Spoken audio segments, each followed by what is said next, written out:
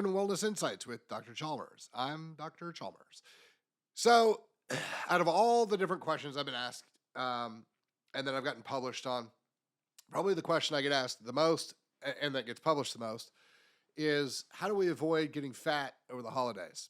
Well, that's pretty easy. Don't take in the calories. But it's also really hard, especially when you have kids like I do who go to their grandma's house and come home with cake and cookies and pies as if they made for the holidays. And they say, Daddy, will you eat a piece of the pie that I made? And you have to look at your parents who are their grandparents and go, thanks for this one. And you're not going to say no to your kids. So the easiest thing to do is to take out the chemistry that is the most dangerous. So that's going to be your sugars. Not all fad diets have helped everyone. The keto thing has helped a lot more people than just who needed keto. We've come up with really good ice creams, desserts, different sugar substitutes that you can use when you're making your same old things. So you can make fantastic cookies. You can make really, really good cakes. You can make really good pie. You can even make them gluten-free. My kids are with my mom, their grandmother, making gluten-free, sugar-free desserts that are every bit as good as the old stuff used to be, but it has no sugar in it. And so the insulin response, the glycemic function, is much different than it used to be. Now you can have ice cream and you can have, some of these things. My parents, they made this pecan pie. Now, if you've never made pecan pie, you have to understand how ridiculously difficult it would be to make a keto pecan pie. You start with syrup, which is basically liquid gel sugar. And you start with this. You start with syrup. And then you add a ton of sugar to the syrup. Then you boil it down so that you further condense the amount of sugar. So it's basically just this gelatinous, just sugary goo. Then you put pecans in it and you're done.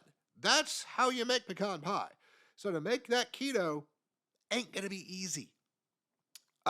They made some things that were really, really good. I would not, if you blindfolded me, I would never have thought this is pecan pie, but they were good. And so that was fun. That's the other side of this.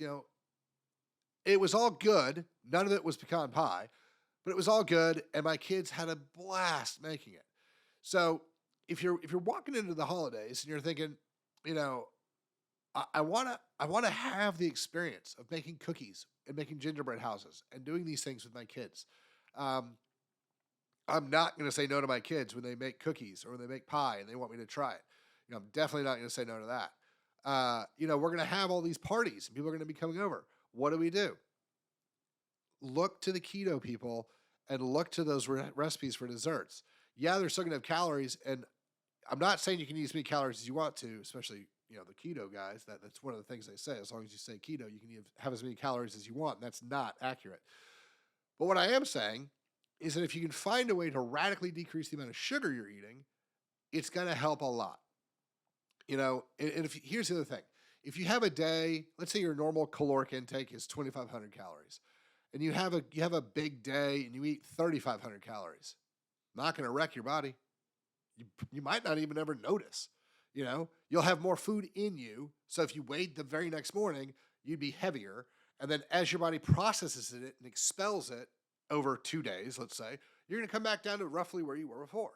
So it's not even a huge issue of eating one bad meal. One bad meal isn't going to break you and one good meal isn't going to help you. So keep that in mind. So don't freak out too much.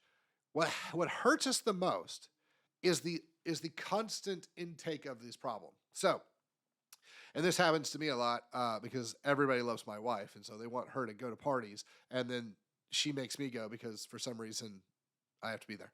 So, but what I see at every time, and we go to oh my God, it's going to be, we'll go to 10 between Thanksgiving and New Year's. And then there's going to be a New Year's party. So I guess it's 11 or 12. It's at least 11. So we've got all these silly parties that we all go to. And let's be honest, not all of us want to go to every single one. But there's always cookies and there's always alcohol and there's always, things like that. So those are going to be your two: alcohol and sugar. If we all decide, hey, look, we're gonna take, sugar-free cookies. We're gonna take not sweetener-free, but we're gonna take sugar-free stuff. So we're gonna take cookies and pies and all sorts of things that don't have sugar. They have monk fruit, they have stevia, they have, something else in them. I don't like to eat sucralose very often, but I'll take sucralose every single time over sugar.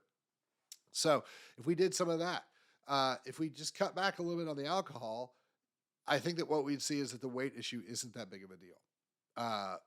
We wouldn't have all that weight we've got to then worry about in January. So that's my big piece of advice is that, if you're gonna go through normal, take the sugar out, cut the alcohol back, and you're not gonna have to worry about this weight issue, this fat issue nearly as much. So the other thing you can do is if you know you're going out, this is an all the time type of thing. If you know that you're going to go out for the Super Bowl or for someone's birthday or something, or there's a football game, the OU Texas game or whatever, there's a big game coming up that you want to be for, but you know you're going to eat terrible, you can work out just a little bit more, a couple days before, a couple days after. You can cut your calories back, 100, 200 calories, a couple days before, a couple days afterwards. And as far as the fat function, you'll be fine. Even if you go radically off your diet. Now, I'm not saying that your stomach will be okay with that. If you go radically off your diet, like you don't eat gluten, you don't eat, cheese, and you don't consume alcohol or sugar, and then you have 4 slices of deep dish pizza with 6 beers and 4 sugar cookies, you're going to feel like hell. So, FYI. But a couple days later, weight-wise, fat-wise, it's not going to make that big of an impact. So it's this consistency thing. If you're consistent in being healthy, you will be healthy. If you're consistent in being unhealthy, you'll be unhealthy. So if you go to these 10 parties and then the 4,000 pounds of stuff that's always brought to everybody's offices, around the holidays, if you eat that stuff for 6 weeks, you're going to be fat, unhealthy, and unhappy. But if you're like, you know what? I'm not going to eat that stuff. I'm going to eat the sugar-free stuff, and I'm going to work out a little bit more. You'll be fine. So just don't freak out. So that's my big advice for weight and fat issues around the holidays is cut the sugar, cut the alcohol, work out a little tiny bit more, not crazy more, just a little bit more. Eat just a little bit less in the meals and on the days that you can, and things will end up being okay. So we'll get there. But, if you guys have any other questions, hit us up, questions@chalmerswellness.com, and we'll get them all knocked out. Thanks.